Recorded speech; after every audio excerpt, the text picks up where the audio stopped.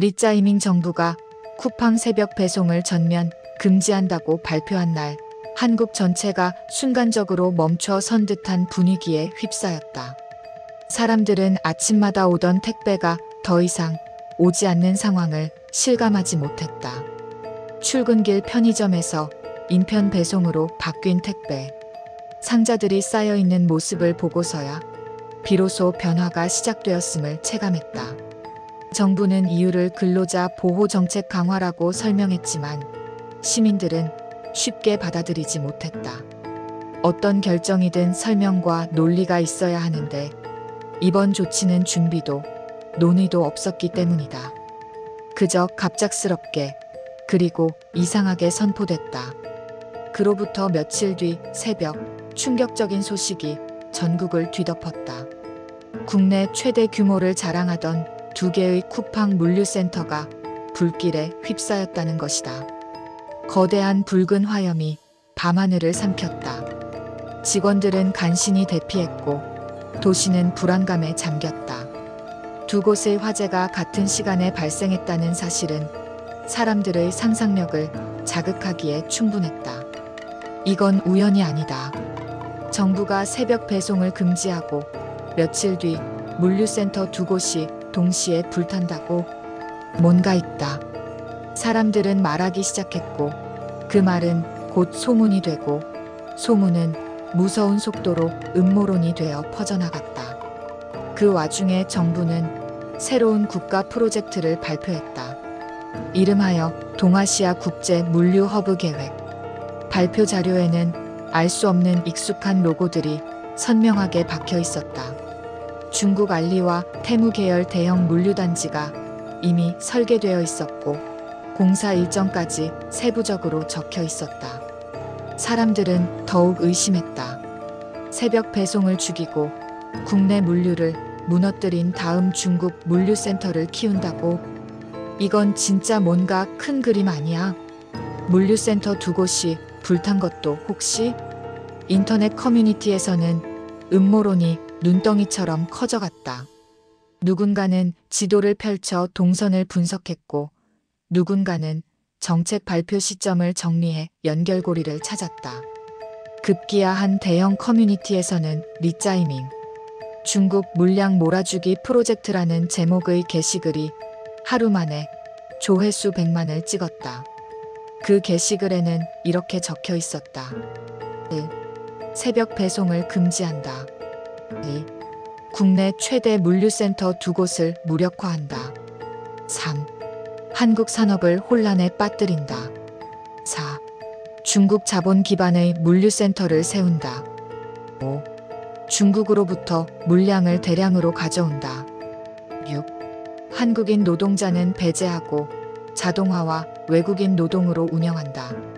그 글은 순식간에 정치계, 경제계, 언론계까지 전파되었다. 정부는 완전한 허위라고 발표했지만 사람들은 이미 믿고 있었다. 이유는 단 하나. 모든 사건이 너무 정교하게 딱딱 맞아떨어졌기 때문이다.